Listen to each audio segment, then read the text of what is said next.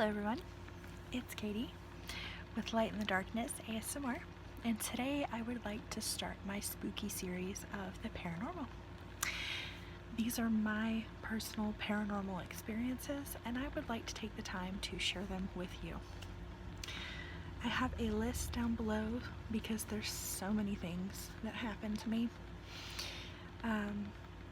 so that I can just, visualize and remember so I don't forget. I have them listed down below, so there you go. So to start things out, I had mentioned in my first video, just briefly discussing about the paranormal and the things that I have as like my top senses as far as paranormal, and why I am the way I am. If you haven't checked out that video, make sure you click back and watch that first before you watch this. So let's get started here. My first ever paranormal experience.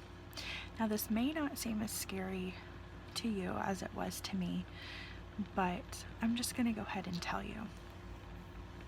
If you see me kind of looking around, or I might look a little uneasy, it's because this and the second experience, well, not the second experience that I've ever experienced, it was more like the second scariest thing that has happened to me regarding the paranormal.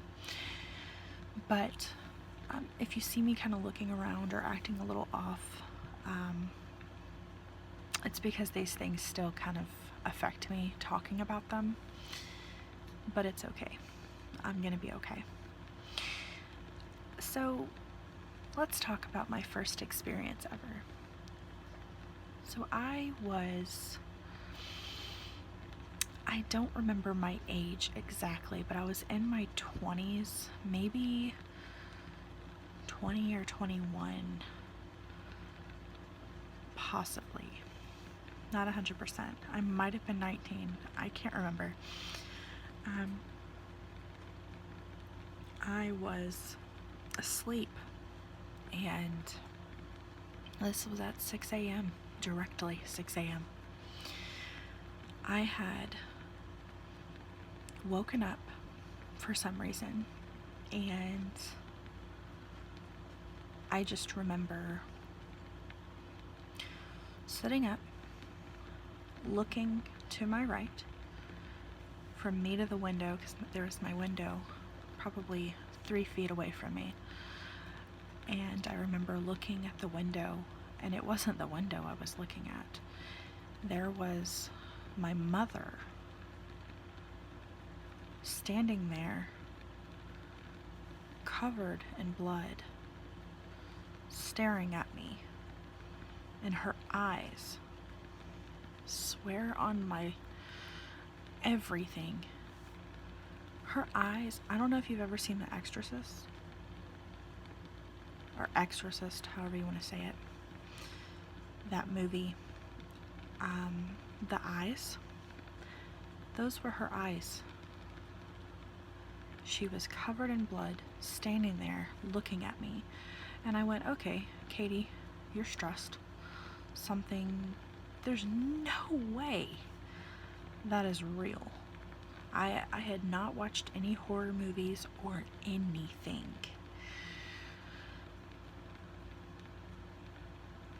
But I woke up and I saw my mother standing there covered in blood with her eyes the way she was.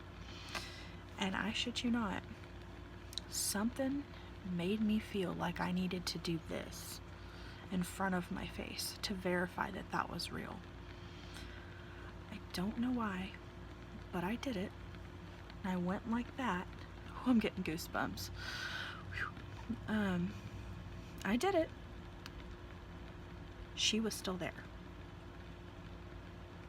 Whew. Sorry, it's kind of cold. I just have goosebumps from it. And here's what happened next. So I'm sitting there looking at her, went like this, and I'm like, oh shit. And then I don't know what made me do this, but I went, "Mom," and she was standing there like this. And as soon as I did that, she just went, and I'm like, oh shit.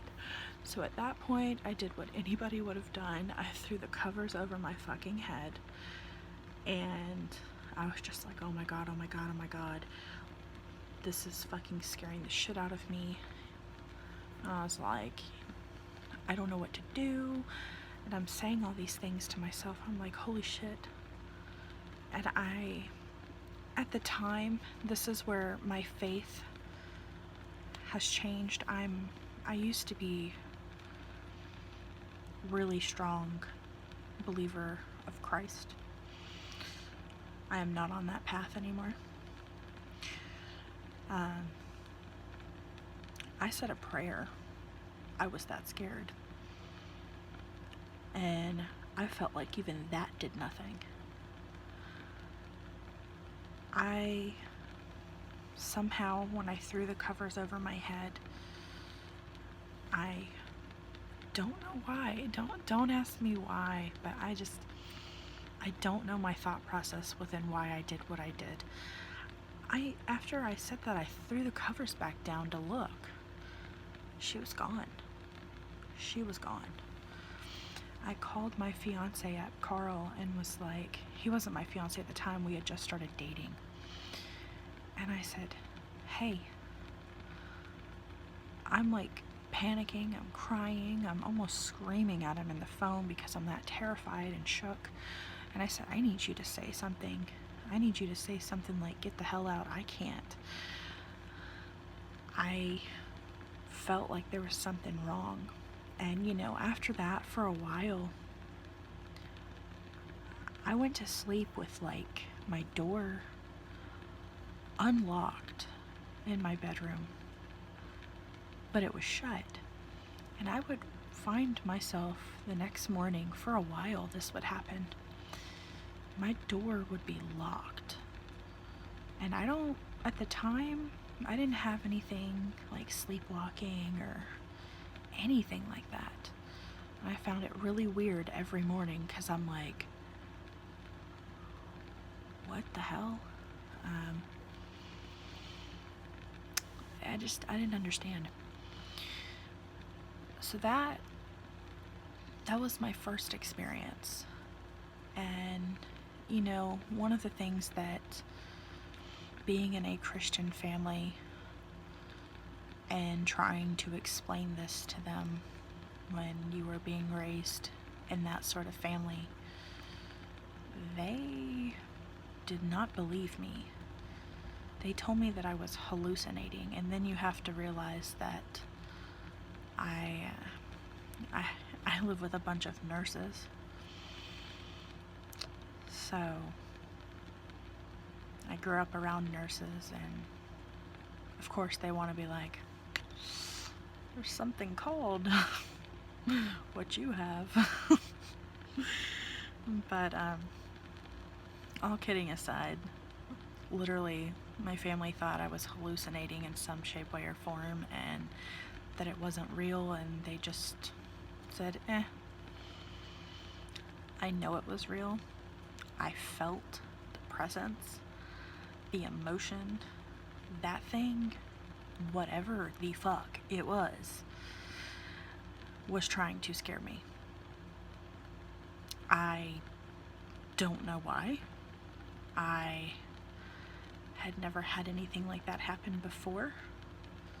I'd had little things like me being scared running down the hall, thinking something's gonna chase me, but I'd never had something like that. And then let me tell you, ever since then, it has never stopped. I have always had things happen to me since then. Different things, might I add. I have some of the weirdest experience that most people don't have. It's weird. So going on to my second most scariest experience. Now this one is going to probably shake me a little bit more, because this happened in the house that I am currently living in.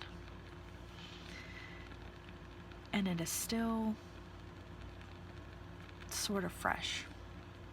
And I'm getting chill bumps thinking about it. So if I act a little nervous on the camera right now, I do apologize.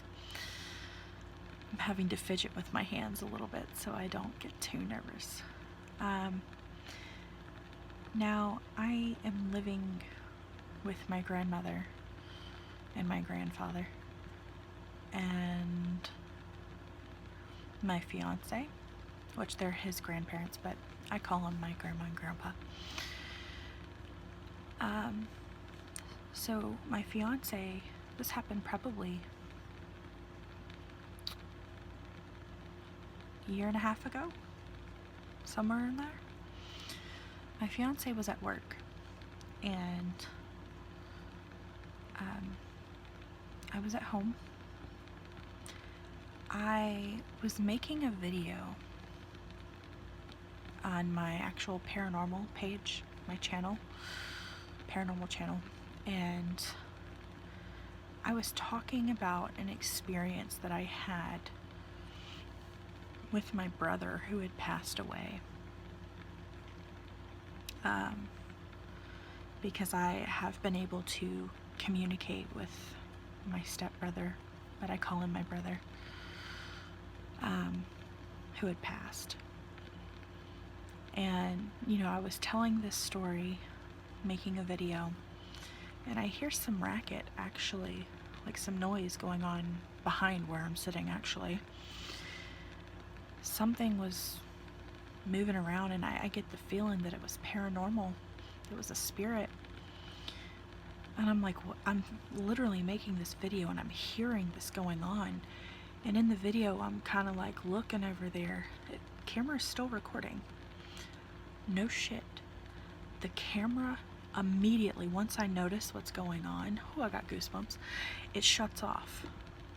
The camera fucking shuts off. And I'm like, oh, you've got to be kidding me. And what happened next, I have yet to ever forget. It is the most craziest audible experience that has ever been directed towards me. Now this one's going to be kind of hard, but so I'm sitting there and I'm literally trying to process what the hell just happened. There's rattling going on. The camera shuts off after I notice what's going on, because I'm almost towards the end of the recording, but I'm still talking, and then it look over there and it turns off. And I'm like, what the hell? Then I hear, okay, so here's my room. I'm in my room, and behind me, over that way, is my grandmother's room. This is who it involves, my grandmother. I'm laying here in bed, and I hear my grandmother's voice in agony going, Katie, help me. Oh God, I got goosebumps. And she did it again. I was like, oh my God. She went, Katie, help me. Directing it at me. And I am crying at this point because I want to help her. That's my first instinct. But you guys, when I tell you the feeling I got that was pushing me back, telling me, that is not your grandmother. You do not need to go. My reaction was, everything within me was telling me, you don't need to go help her. It's not your grandmother. I don't know why, but I was like, I'm not doing it. So I call Carl, and I'm crying, literally crying, almost to the point to where I feel like I was screaming at him. And I go, you need to come home. And he's like, what's wrong? What's going on? I was like, you need to come home. And I'm like, I just heard Momo. We call our grandmother Momo. And I said, I just heard Momo go, Katie, help me. She said it twice. And he was like, well, go check on her. And I was like, you don't understand. It does not. It was, when I tell you, the voice that this thing made was mimicking my grandmother's voice. It gets twisted, okay? Literally, I'm calling him and he said, okay, you need to go check on her. You need to see if she's okay. And I said, I feel like something's telling me not to go in there. I don't know why. I can't shake it. I'm not going in there. He said, you need to hang up and you need to call her. Call the house and see if she'll answer. I kid you not, I hang up the phone and I'm trying to get the courage to call her. I call her and I go, she answers, she goes, hello? And I go, hey, are you okay? And she's like, yeah, why? And I'm like, were you asleep? And she goes, yeah. I'm like, you weren't awake? And she's like, no. And I'm like, oh my God. And I'm panicking at that point, and I'm like, okay, I'm sorry, I didn't mean to wake you. I didn't want to tell her because I didn't want to freak her out. I hang up the phone and I call him back and I go, I'm freaking the fuck out. It was not her. She said she was asleep. And he's like, oh my God. And I'm like, I can't do this. I need you to pick me up and I need to go sit at your work. I'm not staying in this house. His boss is like my best friend. He's my brother. He's my mentor. He is my, he's also the one who did my Reiki Master attunements. He's also a shaman. At the time that this happened, we were not close. I did not even really know him. When I got to his work, Carl's work, his boss, which is my brother, he noticed something was really wrong and something was up. He knew it. And, you know, we had to do some things to clear out the room and make it to where it was okay for me to be in here. I to this day won't know. I don't know what it was. I know it was something paranormal.